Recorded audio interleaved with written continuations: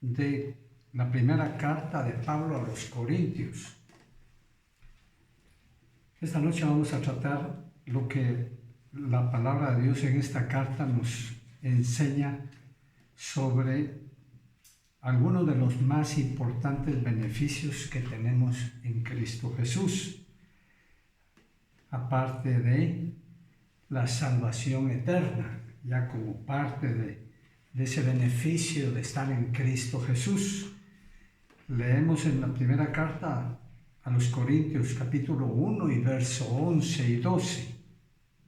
Dice: porque he sido informado acerca de vosotros, hermanos míos, por lo de Cloé, que hay entre vosotros contiendas. Quiero decir que cada uno de vosotros dice: yo soy de Pablo, yo soy de Apolos, y yo de Cefas, y yo de Cristo. Esto nos ilustra que en la historia de la iglesia, que en todos los tiempos, en todas las generaciones de la existencia de la iglesia, ha sido la misma lucha de mantener la unidad del cuerpo de Cristo, es decir, el cuerpo de Cristo que lo forma cada miembro de aquellos que han recibido la salvación en Cristo Jesús, pero que luego comienzan a hacer partidismo o divisiones en medio del pueblo de Dios,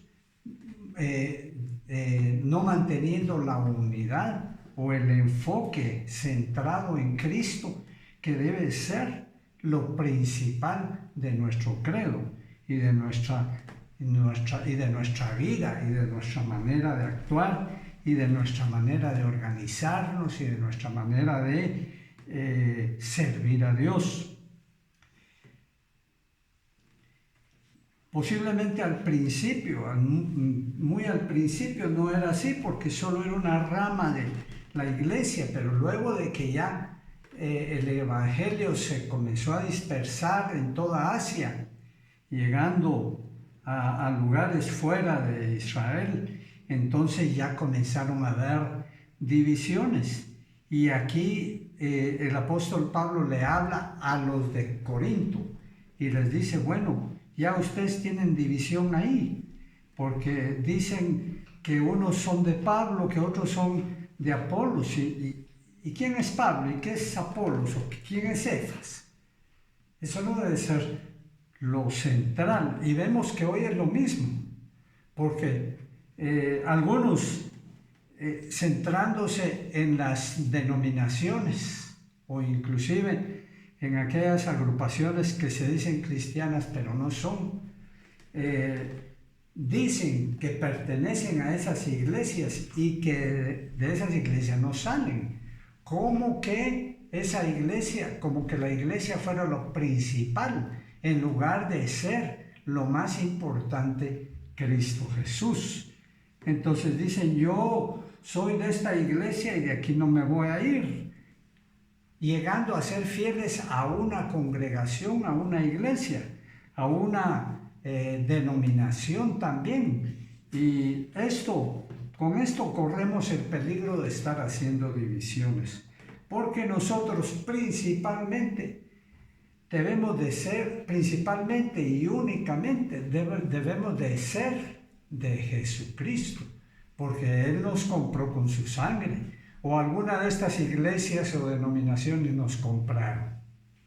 Pertenecemos a alguna denominación o a una iglesia incondicionalmente, aunque por ejemplo esta iglesia o esta denominación se aparte de las verdaderas doctrinas de Cristo. Por ejemplo, para poner un ejemplo, debemos de seguir aún a estas denominaciones que se han apartado de Cristo, o debemos de seguir a Cristo, mantenernos fieles a Él. Entonces ahí vemos que hay un peligro, igual que había en la iglesia de Corinto, hay un peligro constante en este aspecto. Pero si nosotros nos mantenemos, como dice la palabra, con los ojos puestos en Cristo, es decir, los ojos espirituales puestos en Cristo, autor y consumador de la fe, no vamos a caer en estos errores que caía la iglesia de Corinto. Tú tienes el llamado y la obligación de ser fiel a Cristo en todo. Y si se te cruza la duda, pero ¿cómo me mantengo fiel a Cristo? Pues tú debes de conocer la palabra de Dios. Y ese debe ser los parámetros en los cuales se mueve tu congregación, mi denominación, para yo continuar manteniéndome ahí. Si la iglesia se aparta por divisiones, por contiendas, porque se dividió un grupo de pastores y el otro se quedó y yo no hay qué hacer, ahí tienes la luz de la palabra de Dios para ser fiel a Jesucristo y hacer tu voluntad, sea que te quedes, hacer su voluntad, la voluntad de Cristo, sea que te quedes o te vayas. Amén. Otro de los aspectos importantes que la palabra de Dios nos señala, la podemos leer en 1 Corintios capítulo 1 siempre y verso 10, dice: os ruego pues, hermanos, por el nombre de nuestro Señor Jesucristo, que habléis todos una misma cosa y que no haya entre vosotros divisiones, sino que estéis perfectamente unidos en una misma mente y en un mismo parecer. Aquí nos recalca ese punto. Debemos de estar unidos en una misma mente y en un mismo parecer. ¿Cuál es la mente? Pues la mente de Cristo, el pensamiento de Cristo, que nosotros lo podemos encontrar, repetimos nuevamente, en su palabra y que nos sirve de lámpara, de guía. Lámpara es a mis pies tu palabra y lumbrera a mi camino. Ese es el testimonio de Dios. Si nosotros seguimos la palabra de Dios, pueden ser engañados todos los de nuestra congregación, pero nosotros no vamos a ser engañados, porque Dios nos va a hacer luz en las tinieblas, nos va a alumbrar el camino que nos corresponde andar. Pero si así es, si estamos en el verdadero camino, si nuestro grupo o congregación está obedeciendo la palabra de Dios, guardando la palabra de Dios, mantengámonos ahí firmes, considerando que eso es lo principal y lo esencial en la unidad del cuerpo de Cristo. Si hay divisiones, si hay diferencias de conceptos, diferencia de cómo nos debemos de organizar, de cómo debemos de hacer el servicio a Dios, cosas periféricas, no las cosas esenciales o las columnas fundamentales del Evangelio, que nosotros las encontramos en la palabra de Dios. Si la iglesia se mantiene en esas columnas cimentadas, entonces ahí podemos seguir tranquilos, aunque nunca vamos a estar en el 100% de pensamiento y de creencia unidos, pero que esas cosas que tal vez hemos aprendido equivocadamente o alguien otro haya aprendido equivocadamente, no sea motivo de que nos dividamos. Amén. Continuemos entonces aquí en la palabra de Dios. Leemos otra parte de la palabra de Dios que dice acá en el capítulo 3 y verso 21 y 23. Todo dice que ninguno se gloríe en los hombres, porque todo es vuestro. sea Pablo, sea Apolo, sea Cefas, sea el mundo, sea la vida, sea la muerte, sea lo presente, sea lo porvenir, todo es vuestro y vosotros de Cristo y Cristo de Dios. Que ninguno se gloríe en los hombres, dice. ¿Qué será esto? Pues si nos vamos a gloriar, gloriémonos en Cristo. Es decir, si nos vamos a ufanar, si nos vamos a enorgullecer, por emplear otra palabra, enorgullezcámonos de conocer y de pertenecer a Cristo. Pero ¿por qué me voy a enorgullecer yo por pertenecer, por ejemplo, a la iglesia más grande de mi ciudad? Qué orgulloso estoy porque mi iglesia es la más grande. No nos gloriemos en cosas vanas. Qué orgulloso estoy yo porque yo en mi congregación tengo el pastor más sabio. Eso es gloriarse en los hombres. Eso es estarle dando honra y gloria a los hombres. Y Dios nos llama a que no hagamos eso. Para nuestros líderes, nuestras autoridades, el respeto, el amor, eso no se puede regatear. El respeto siempre tiene que ir de la mano en nuestras relaciones con ellos. El amor, cuanto más, que dice Dios, que es una deuda permanente de amor que nosotros tenemos con los hermanos. Y esa es la única deuda que debemos de mantener constante para estarla pagando constante y permanentemente amando a otros. Pero de eso a idolatrar a los líderes, a enorgullecernos, a gloriarnos porque tenemos el mejor pastor del mundo, eso ya me suena a idolatría. Y eso ya no está bien, conforme la palabra de Dios nos enseña. Continuemos leyendo algo más acá. Dice en capítulo 1 y verso 5, porque en todas las cosas somos enriquecidos en Él. Bien, esta es otra cosa maravillosa de estos beneficios de estar en Cristo Jesús. Todas las cosas las tenemos en Cristo.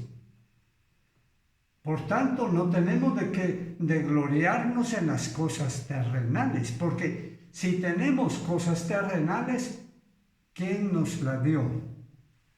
Dios nos las ha dado. No las hemos conseguido nosotros por nuestros méritos, no las hemos obtenido por nuestra astucia o por nuestro mucho esfuerzo, ya que aún las fuerzas para trabajar, Dios nos las concede. Por tanto, no nos vamos a gloriar en nada de eso, pero sí debemos de saber que todo lo tenemos en Cristo. Todo es nuestro, dice el Señor también, que todo es nuestro en Él, porque Él es el heredero de Dios Padre y nosotros somos coherederos con Cristo, herederos de Dios y coherederos con Cristo. Pero ¿se enorgulleció el Señor Jesucristo de que todo fuera de Él mientras estuvo aquí en la tierra? No se enorgulleció, sino que siempre fue humilde.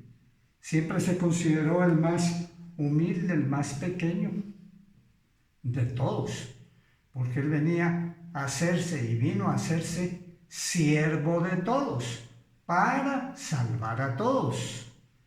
Aleluya. Qué maravillosas cosas nos está enseñando esta carta a los Corintios, ¿no le parece a usted?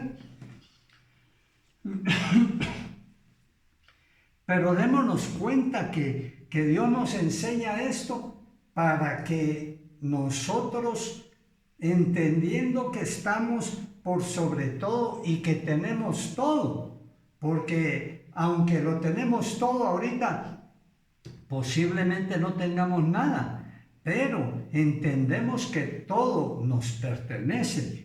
Y vamos a, por ejemplo, vamos a ver que dice que todo nos pertenece, sea la muerte, sea la vida, sea lo terrenal, sea lo celestial, etcétera, etcétera.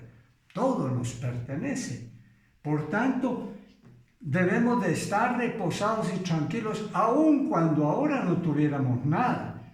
Porque quien que está en un reino que no le pertenece, se agobia, se frustra, porque no tiene nada, si sabe que ahí solo está de paso, si sabe que allí solamente es peregrino. Y si tiene mucho, también, porque sabrá que esas no son las riquezas que Dios le tiene prometidas, porque de eso no se va a llevar nada. Sin embargo, tiene todo lo del reino venidero. Y pensando en eso y entendiendo que tiene todo lo del reino venidero, lucha y se esfuerza por conseguir aún más de aquellas cosas que Dios tiene en la eternidad para cada uno de nosotros, cosas que Él llama galardones. Aleluya. Es maravilloso todo esto. Vamos a seguir leyendo en primera carta siempre a los Corintios, capítulo 1 y verso 7. Dice: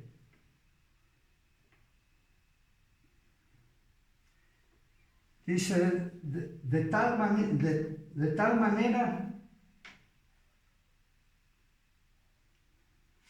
perdón, 1:7.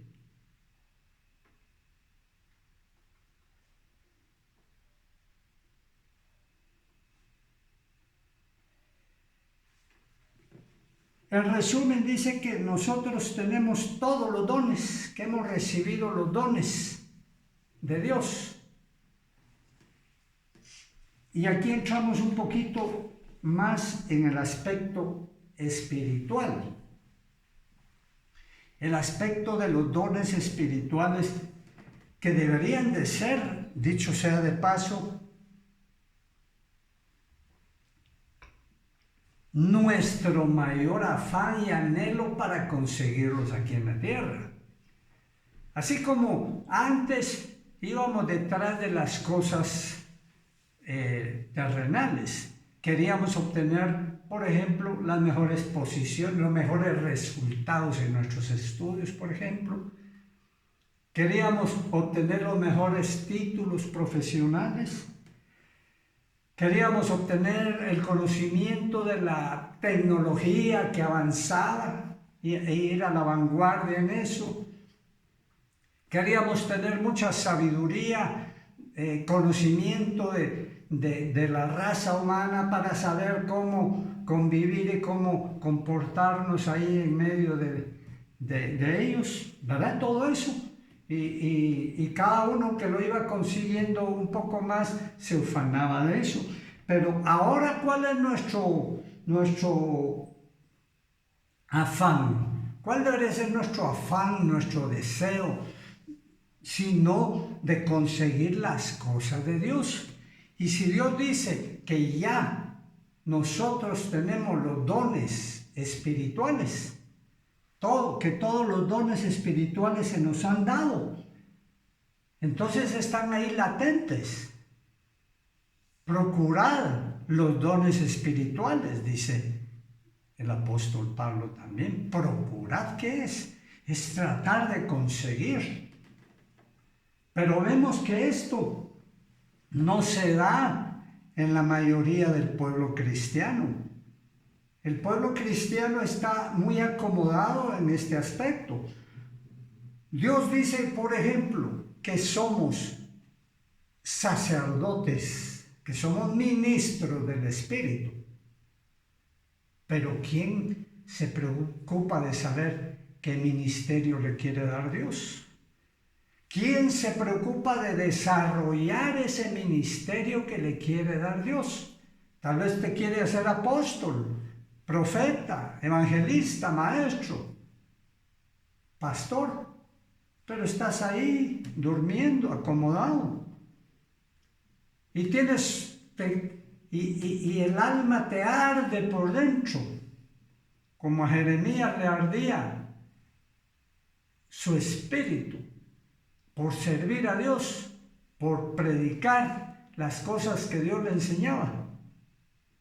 Pero él así como Jeremías tal vez se está resistiendo, él se resistía, porque como la palabra que a él se le había dado era palabra de señalamiento, de condenación de la vida que estaban llevando sus coterráneos en ese tiempo, y le provocaba persecución también, entonces dijo, yo ya no voy a servir a Dios. Tal vez tú te arde también el alma, te quema la palabra de Dios por servirlo, por predicarlo, pero estás acomodado porque no das el primer paso, porque no le preguntas a Dios, porque no toman las decisiones que debe de tomar, etc. Y todos estos son dones, como dice la carta a los Efesios también, que dio dones a los hombres y a los rebeldes, dice el Señor Jesucristo, de Él hacia nosotros. Y también tenemos los dones del Espíritu, ¿verdad? Los dones del Espíritu que nos describe el capítulo 12 también de la primera carta a los Corintios. Ahí hay una maravilla de dones para servir a Dios y honrar a Dios así. Mira, dentro de la congregación, los dones de profecía, los dones de interpretación de lenguas, de mensaje de lenguas, de discernimiento de espíritus, los dones de hacer milagros, los dones de sanidad. ¡Qué maravilloso! Que Dios le da a alguno un don de sanidad y que entonces cuando alguien está enfermo, llamemos a fulano porque el Señor lo usa con ese don. Y llega y ora por él y se sana. ¡Qué maravilloso! Y así cuántos dones tenemos aquí en la palabra de Dios. Pero podemos ver en las congregaciones que esos dones, la mayoría de ellos, no se aparecen por ningún lado. Y es porque como estos no son dones de la persona, también aclaremos eso. Nada de todo esto es nuestro, porque ¿quién es profeta por sí mismo? Si Dios no lo usa como un vaso para profetizar, pues no tiene nada. Pero Dios elige a estas personas para profetizar, por ejemplo. Dios las elige para aquel otro don. Entonces, esas son manifestaciones del Espíritu de Dios a través de aquel cristiano para servirlo siempre y para beneficio del cuerpo de Cristo, para beneficio de otros cristianos que van a recibir ese beneficio de la sobrenaturalidad de Dios, el Espíritu Santo. ¿Bien? Entonces, pero de manera pues de que solo es cosa de pedirle a Dios, de decirle a Dios que queremos servirlo con sus dones. El Señor Jesucristo, como hombre, sirvió aquí en la tierra con los dones del Espíritu de Dios. Y en Él fueron manifiestos todos los dones. Puede ser que en ninguno de nosotros sean manifiestos todos, Pero qué bueno que tuviéramos 1, 2, 3 dones del Espíritu Santo que se manifestaran ya como una forma especial en cada uno de nosotros. Pero en las congregaciones, si acaso a veces hay don de profecía, hay don de mensaje en lenguas, tal vez, interpretación de lengua, y ahí termina. Pero sanidades muy pocas veces. Milagros brillan por su ausencia. Discernimiento de espíritu, igual. Somos engañados muchas veces los líderes. Somos engañados por gente astuta que no es cristiana, que llega para engañar, llega para estorbar y para provocar un cisma, un caos en las iglesias. Se recibe muchas veces a personas que ni son cristianas y se les dan privilegios y se les da lugar, por ejemplo, dentro de los líderes de la iglesia. ¿Y qué fruto van a dar ahí adentro? Si no son ni cristianos, seguramente que el diablo que todavía sirven los ha enviado precisamente para hacer un daño dentro del cuerpo de Cristo. Si no hay discernimiento de espíritus, ¿a dónde va a parar la iglesia? El discernimiento de espíritus nos ayuda porque son los ojos de Dios viendo a través de aquel que tiene el discernimiento de espíritu, que sabe qué espíritu está funcionando en ese momento. Si es el hombre el que está funcionando y provocando aquello, si es el Espíritu de Dios el que está funcionando, si es Satanás mismo o los demonios. Mire cuán importante es todo esto.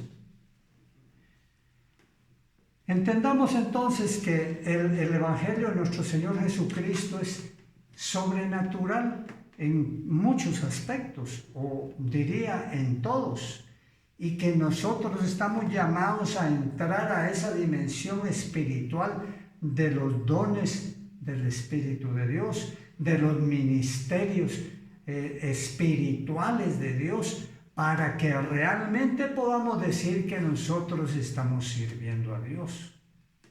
De otra manera estamos funcionando como meros miembros de una organización terrenal que en este caso sería la iglesia, ya no un organismo espiritual. Y entonces son aquellas iglesias que funcionan a nivel almático, a nivel del alma de los líderes, y que ellos en su buen juicio hacen esto y aquello, pero no es porque realmente el Espíritu de Dios los esté guiando y enseñándoles todo cuanto es necesario que el hombre de Dios conozca. En el nombre de Cristo Jesús, vamos a seguir con este estudio de esta maravillosa carta de Pablo a los Corintios, la primera carta. Lo invito a que nos vea en la siguiente oportunidad. Que el Señor lo guarde y lo bendiga. En el nombre de Cristo Jesús. Amén.